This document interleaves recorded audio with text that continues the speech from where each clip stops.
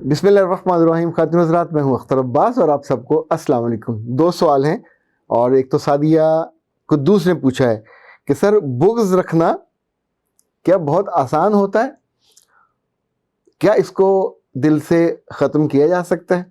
دوسرا سوال سلیم الرحمان صاحب نے پوچھا ہے اور وہ کہتے ہیں کہ سر آپ کو دنیا میں کتنے لوگوں سے نفرت ہے؟ دوسرے سے ہم پہلے آغاز کرتے ہیں. ویسے کبھی آپ نے پوچھا کہ آپ کو دنیا میں کتنے لوگوں سے نفرت ہے؟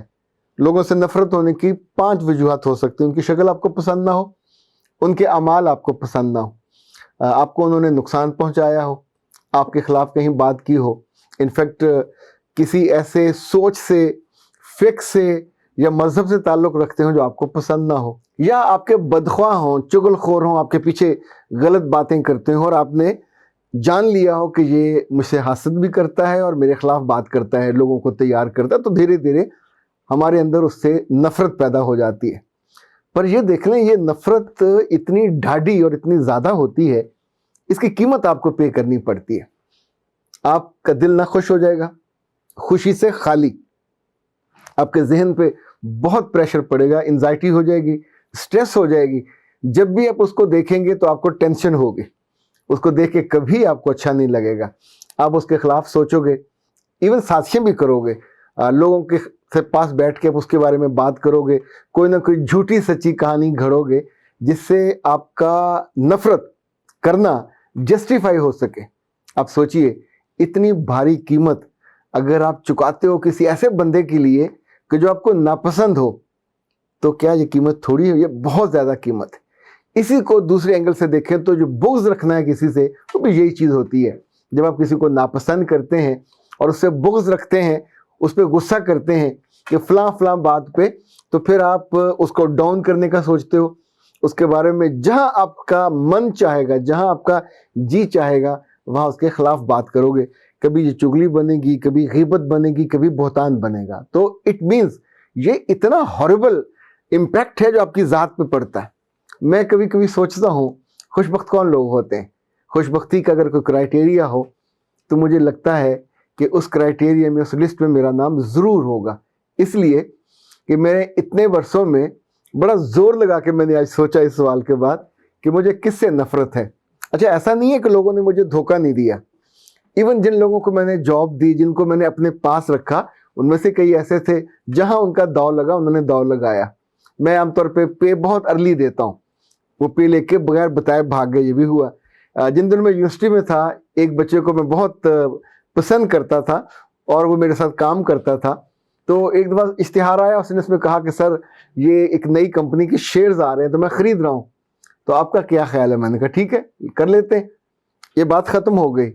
وہ مجھ سے پہلے 20 کلومیٹر دور میرے گھر پہنچا اور میری اہلیہ سے 7,000 روپے لیے کہ سر نے کہا ہے شیئرز لینے، تو میں لے کے آپ کے نام کروا کے آپ کو دے جاتا ہوں. وہ دن کبھی نہیں چڑھا.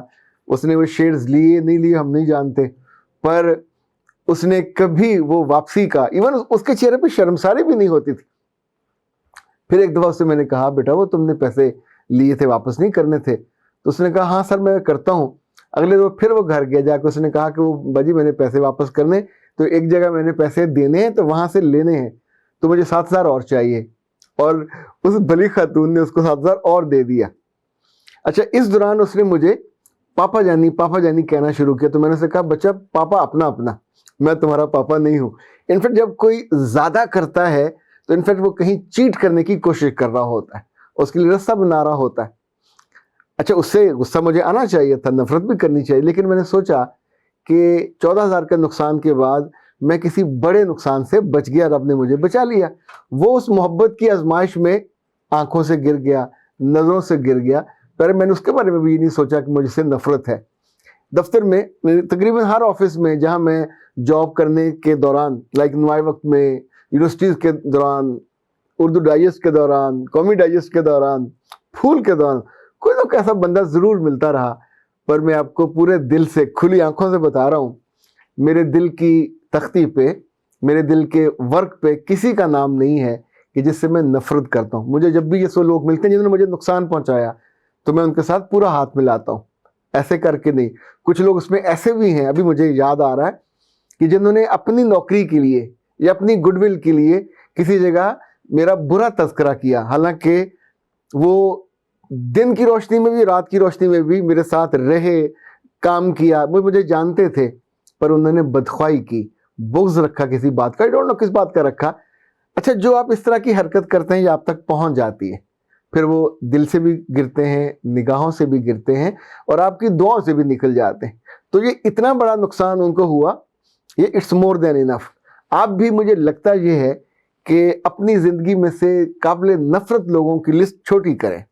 یہ آپ کے رشتہ دار ہو سکتے ہیں، یہ آپ کے دوست ہو سکتے ہیں، آپ کے کلیگ ہو سکتے ہیں۔ تین چار چیزیں ایسی ہیں جو آپ کو قوت اور طاقت دے سکتی ہیں۔